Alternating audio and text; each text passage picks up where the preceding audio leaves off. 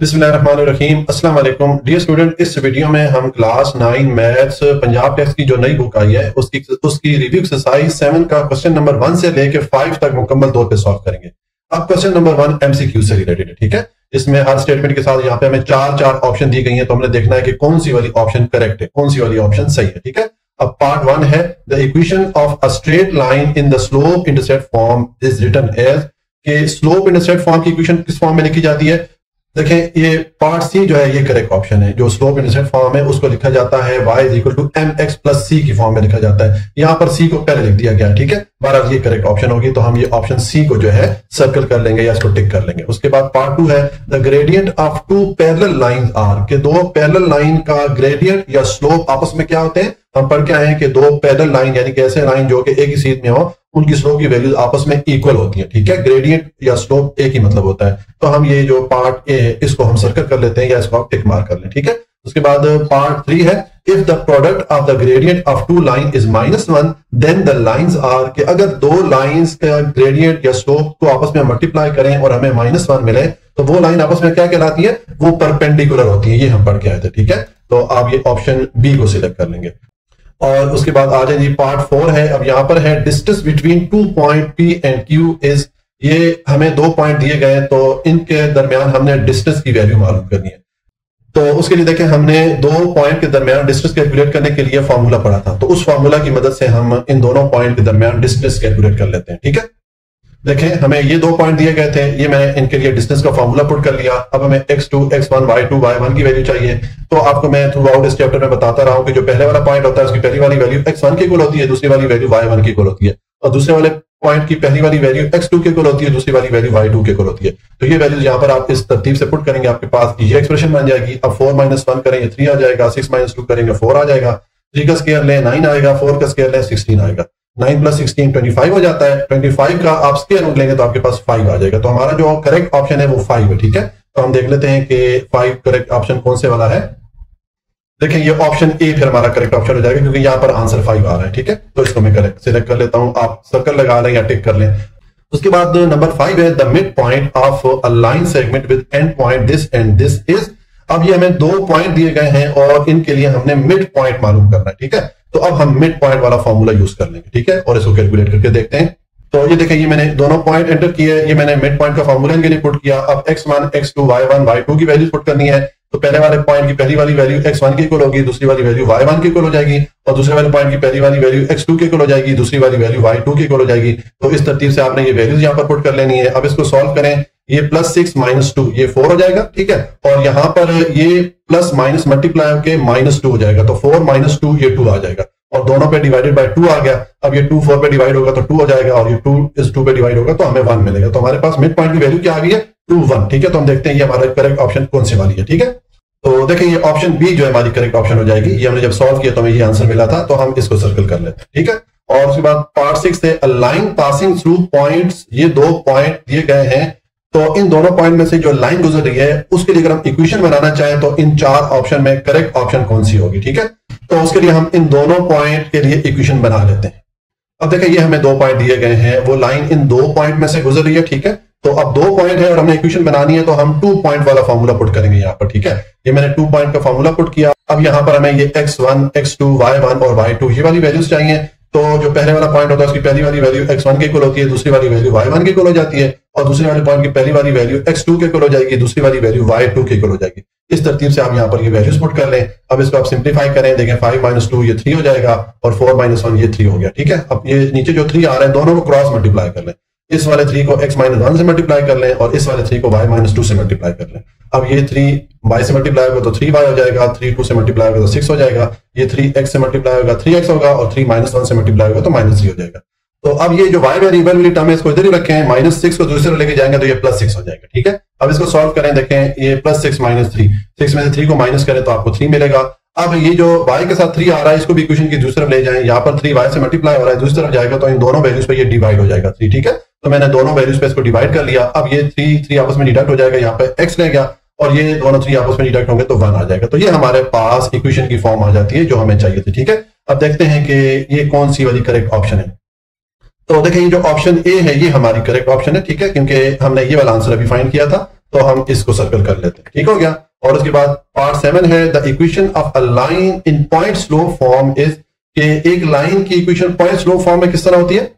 तो point slope form का जो फॉर्मूला है वो हम ये वाला पढ़ के आए थे, ठीक है। तो हम इसको सर्कल कर लेंगे, ये हमारा करेक्ट ऑप्शन हो जाएगी। और उसके बाद पार्ट 8 है, यहां पर है 2x + 3y - 6 = 0 in the slope intercept form is. अब इस इक्वेशन को अगर हम स्लोप इंटरसेप्ट फॉर्म में लिखना चाहें तो ये 4 ऑप्शन में से करेक्ट ऑप्शन कौन सी होगी, तो हम इसको चेंज कर लेते हैं स्लोप इंटरसेप्ट फॉर्म में। तो देखिए ये हमारी स्लोप इंटरसेप्ट फॉर्म होती है, या इसको स्टैंडर्ड फॉर्म भी कहते हैं। इसमें y वेरिएबल को इस तरफ अकेला करना होता है, बाकी वैल्यूज हम इक्वेशन की दूसरी तरफ लेके आते हैं, ठीक है। तो अब हमें ये इक्वेशन दी गई है, इसको आप स्लोप इंटरसेप्ट फॉर्म में लेके आते हैं। तो इसमें ये 3y वाली टर्म को इधर रखें, 2x दूसरी तरफ जाएगा तो -2x हो जाएगा, -6 दूसरी तरफ जाएगा तो +6 हो जाएगा, ठीक है। अब 3 को भी दूसरी तरफ लेके जाएंगे, 3 यहाँ y से मल्टीप्लाई हो रहा है, दूसरी तरफ जाके दोनों वैल्यूज पे डिवाइड हो जाएगा। तो अब ये हमारे पास -2/3 × x आ गया, और ये 3 इस 6 पे डिवाइड होगा तो 2 आ जाएगा। तो ये हमारे पास स्लोप इंटरसेप्ट फॉर्म आ जाती है इस इक्वेशन के लिए, ठीक है। तो हम देखते हैं कि ये वाली इक्वेशन कौन से ऑप्शन में आ रही है। जी देखें, ये जो ऑप्शन ए है ये फिर करेक्ट ऑप्शन हो जाएगी, क्योंकि हम ये वाला आंसर अभी हमने फाइंड किया था। तो मैं ऑप्शन ए को सिलेक्ट कर लेता हूं, ठीक है। और उसके बाद आ जाए जी पार्ट 9 है the equation of a line in symmetric form is. Symmetric form का जो फॉर्मूला होता है लाइन के लिए वो ये वाला होता है, ऑप्शन सी, हम इसको सिलेक्ट कर लेंगे, ठीक है। और उसके बाद पार्ट 10 है, अब यहां पर है the equation of a line in normal form. Normal equation का फॉर्मूला कौन सा होता है, ये वाला पढ़ के आए थे, ठीक है। तो आप ये ऑप्शन डी को सिलेक्ट कर लेंगे। तो ये इस तरह हमारा जो क्वेश्चन नंबर 1 है ये कंप्लीट हो जाता है। अब क्वेश्चन नंबर 2 है find the distance between 2 point A and B on a coordinate plane. ये हमें 2 पॉइंट दिए गए, तो इनके दरमियान हमने डिस्टेंस मालूम करना है। तो सिंपल आप डिस्टेंस का फॉर्मूला पुट करेंगे। ये दोनों पॉइंट के लिए देखें, ये पॉइंट ए बी के लिए मैंने डिस्टेंस का फॉर्मूला पुट किया। अब यहाँ पर x2, x1, y2 और y1 की वैल्यू पुट करनी है। तो पहले वाले पॉइंट की पहली वाली वैल्यू x1 की इक्वल होती है, दूसरी वाली वैल्यू y1 की इक्वल होती है। और दूसरे वाले पॉइंट की पहली वाली वैल्यू x2 की इक्वल होती है, दूसरी वाली वैल्यू y2 की इक्वल होती है। तो इस तरतीब से यहाँ पर आप ये वैल्यूज पुट करें। अब 7 - 2 5 हो जाएगा, 8 - 3 5 हो जाएगा, 5 का स्क्वायर लेंगे 25 आ जाएगा, यहाँ पर भी 25 आ जाएगा, 25 + 25 50 हो जाएगा। 50 को आप 25 × 2 करके लिख सकते हैं, क्योंकि 25 को 2 से मल्टीप्लाई करें तो वापस आपको 50 मिलता है, ठीक है। अब ये जो 25 है इसको आप 5 के स्क्वायर के फॉर्म में लिख सकते हैं, क्योंकि 5 का स्क्वायर लेंगे तो वापस 25 मिलेगा। अब ये जो 5 का स्क्वायर आ रहा है, ये स्क्वायर और जो ये स्क्वायर रूट या अंडर रूट है, ये आपस में एक दूसरे को कैंसिल आउट कर लेंगे, क्योंकि स्क्वायर रूट की अपनी वैल्यू 1/2 होती है। तो 1/2 इस 2 से मल्टीप्लाई होकर आपस में कैंसिल आउट हो जाएंगे। तो ये 5 स्क्वायर रूट से बाहर आ जाएगा, पीछे ये 2 अंडर रूट के नीचे रह गया, ठीक है। तो ये हमारे पास डिस्टेंस आ गया उन 2 पॉइंट के दरमियान, ठीक है। ये हमारा क्वेश्चन नंबर 2 कंप्लीट हो जाता है। और उसके बाद आ जाएंगे क्वेश्चन नंबर 3 है। अब यहां पर है find the mid point of the line segment joining the point this and this. ये हमें 2 पॉइंट दिए गए हैं, इन दोनों पॉइंट के लिए हमने मिड पॉइंट मालूम करना है। तो ये मैंने दोनों पॉइंट लिखे। अब इन दोनों के लिए मिड पॉइंट मालूम करने के लिए हम जो मिड पॉइंट का फॉर्मूला पीछे पढ़ के आए थे ये हमने यहाँ पर पुट किया। अब हमें x1, x2, y1, y2 की वैल्यूज चाहिए। तो पहले वाले पॉइंट की पहली वाली वैल्यू x1 की इक्वल होती है, दूसरी वाली वैल्यू y1 की इक्वल होती है, और दूसरे वाले पॉइंट की पहली वाली वैल्यू x2 की इक्वल होती है, दूसरी वाली वैल्यू y2 की इक्वल होती है। तो इस तरतीब से यहाँ पर आप ये वैल्यूज पुट करेंगे। अब इसको सिंप्लीफाई करें, ये 4 आ गया, ये प्लस माइनस मल्टीप्लाई के माइनस हो जाएगा, और यहाँ पर ये मैंने ये वाली वैल्यू मैंने एज इट इज लिख दी। अब इसको आप सिंप्लीफाई करें, देखें ये -6 + 4, 6 में से 4 को माइनस करें 2 आएगा, लेकिन साइन किसका आएगा, बड़ी वैल्यू का। 6 जो है 4 से बड़ा था, इसके साथ माइनस का साइन था, तो यहाँ पर मैंने 2 के साथ माइनस का साइन ऐड कर लिया। और ये 3 में से 2 को माइनस करें तो 1 आ जाता है, ठीक है। अब ये देखें यहाँ पर ये 2 और ये 2 आपस में एक दूसरे को डिडक्ट कर सकते हैं, तो यहाँ पर हमारे पास -1 आ जाएगा, और ये हमारे पास 1/2 आ गया, ठीक है। तो ये हमारे पास मिड पॉइंट की वैल्यू आ गई है। ये हमारा क्वेश्चन नंबर 3 कंप्लीट हो जाता है। और उसके बाद आ जाए क्वेश्चन नंबर 4 है कैलकुलेट द ग्रेडियंट। ग्रेडियंट या स्लोप एक ही चीज होती है, ठीक है। कैलकुलेट द ग्रेडियंट यानी कि slope of the line passing through point this and this. ये हमें 2 पॉइंट दिए गए हैं, तो इन 2 पॉइंट के लिए हमने स्लोप या ग्रेडियंट की वैल्यू मालूम करनी है। तो हम इस चैप्टर में सीख रहे थे कि अगर हमें 2 पॉइंट दिए जाएं और हमें स्लोप की वैल्यू मालूम करनी हो तो हम 2 पॉइंट स्लोप वाला फॉर्मूला यूज करते हैं, यानी कि ये वाला फॉर्मूला, ठीक है। और स्लोप को नॉर्मली हम m से शो करते हैं। तो अब ये मैंने y2 - y1, x2 - x1 लिखा। अब ये वाली वैल्यूज हमें चाहिए, तो मैं बार बार आपको बता रहा हूं कि जो पहले वाला पॉइंट होता है उसकी पहली वाली वैल्यू x1 की इक्वल होती है, दूसरी वाली वैल्यू y1 की इक्वल होती है, और दूसरे वाले पॉइंट की पहली वाली वैल्यू x2 की इक्वल होगी और दूसरी वाली वैल्यू y2 की इक्वल होगी। ये वैल्यूज आप यहाँ पर पुट कर दें, इसको सिंप्लीफाई कर दें। 6 - 2 4 होगा, 4 - 1 3 आ जाएगा। तो ये मजीद इससे सिंप्लीफाई नहीं हो सकता। ये हमारे पास आंसर आ जाता है क्वेश्चन नंबर 4 का। ये हमारे पास स्लोप की वैल्यू आ गई, ठीक है। और उसके बाद क्वेश्चन नंबर 5 है। अब यहां पर है कि find the equation of the line in the form. ये इस फॉर्म में हमने इक्वेशन मालूम करनी है लाइन के लिए।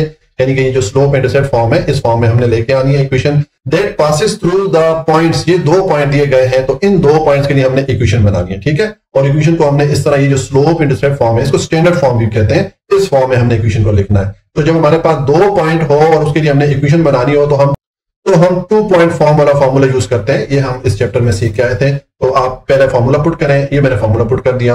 अब यहाँ पर आपको ये x1, x2, y1, y2 की वैल्यूज चाहिए। तो ये पहले वाले पॉइंट की पहली वाली वैल्यू x1 की इक्वल हो जाएगी, दूसरी वाली वैल्यू y1 की इक्वल हो जाएगी, और दूसरी वाली पॉइंट की पहली वाली वैल्यू x2 की इक्वल हो जाएगी, और दूसरी वाली वैल्यू y2 की इक्वल हो जाएगी। तो ये वैल्यूज आप इस तरतीब से यहाँ पर जब पुट करेंगे x1, x2, y1 और y2 की जगह, तो आपके पास ये एक्सप्रेशन बन जाएगी, ठीक है। अब इसको आप सिंप्लीफाई करें, 11 माइनस 7 करेंगे तो 4 आ जाएगा, 5 माइनस 3 करेंगे तो 2 आ जाएगा। अब ये जो 4 और 2 नीचे आ रहे हैं, इनको आप क्रॉस मल्टीप्लाई कर लें।